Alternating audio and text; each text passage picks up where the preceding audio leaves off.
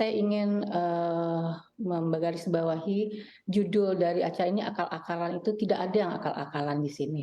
Artinya kita semua bekerja dalam artian mencarikan yang terbaik, format yang terbaik, untuk, haji kita tahun ini.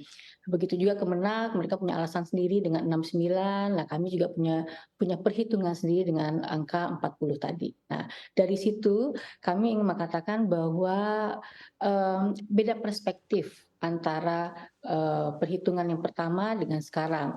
Saya menggunakan engineering, economic analysis di mana saya akan sebar beban itu ke tahun-tahun berikutnya. Nah, inilah yang mungkin membedakan antara perhitungan Kemenak dengan perhitungan, kami akademisi.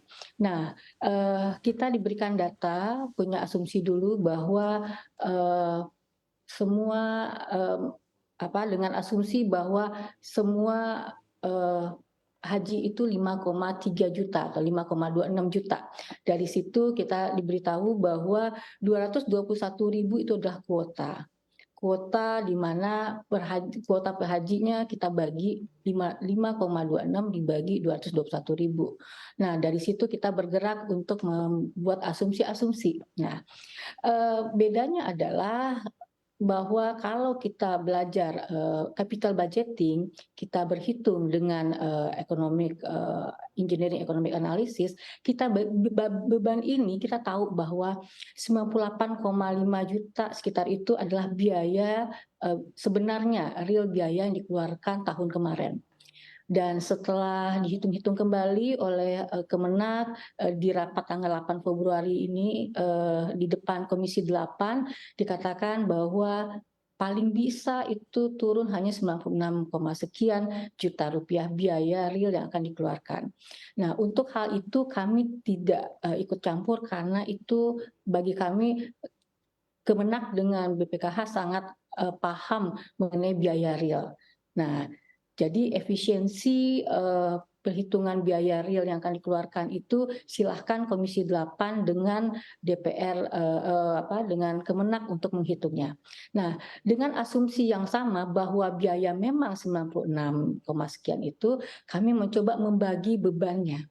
Beban sekarang ini tidak serta-merta langsung ditanggung karena selisihnya sangat besar. 25 juta yang dibayarkan oleh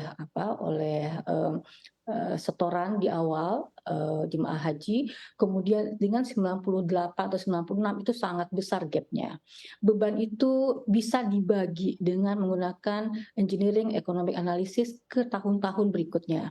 Karena saat kita bicara sustainability haji, kita bicara angka yang sangat besar dan sangat panjang, di mana setiap tahunnya ada nilai manfaat yang bisa meningkatkan pokoknya.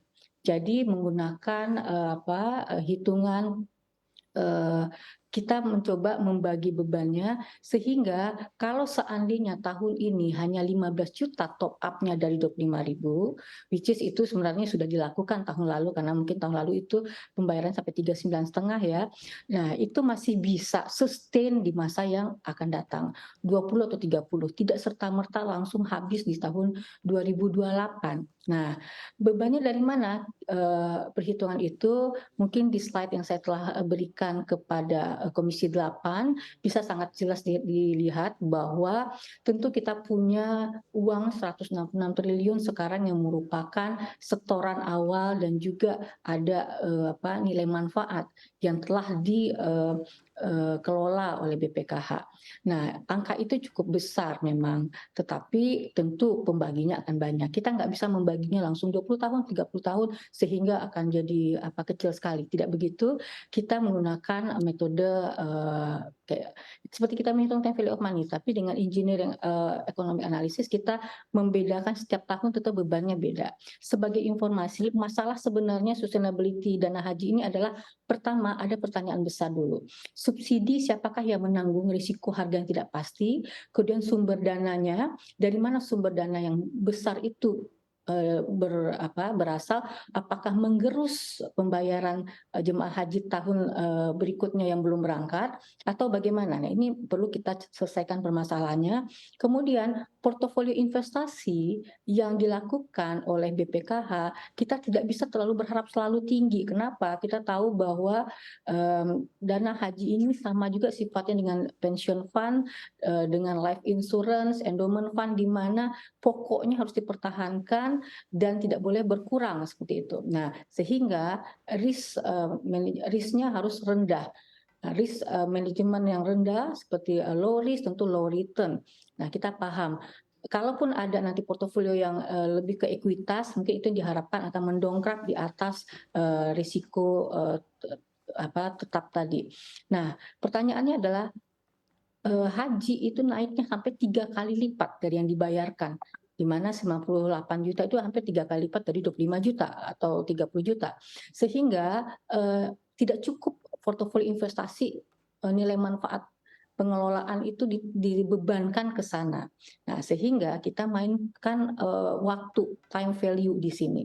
Nah, pertama, apakah time value ini memberikan keadilan nggak bagi jemaah-jemaah nantinya yang uangnya udah habis kepake di awal-awal tahun ini. Nah, inilah yang jadi pertimbangan kami memodelkan ini. Seperti kita ketahui, cash inflow itu pertama mulai dari setoran BPIH, kemudian setoran BP-nya, kemudian manfaat keuangan hajinya, kemudian efisiensi penyelenggaraan biada haji, dana abadi umat, sumber efisiensi lainnya, dan inovasi keuangan lainnya dalam bentuk portofolio. Itu adalah cash inflow-nya.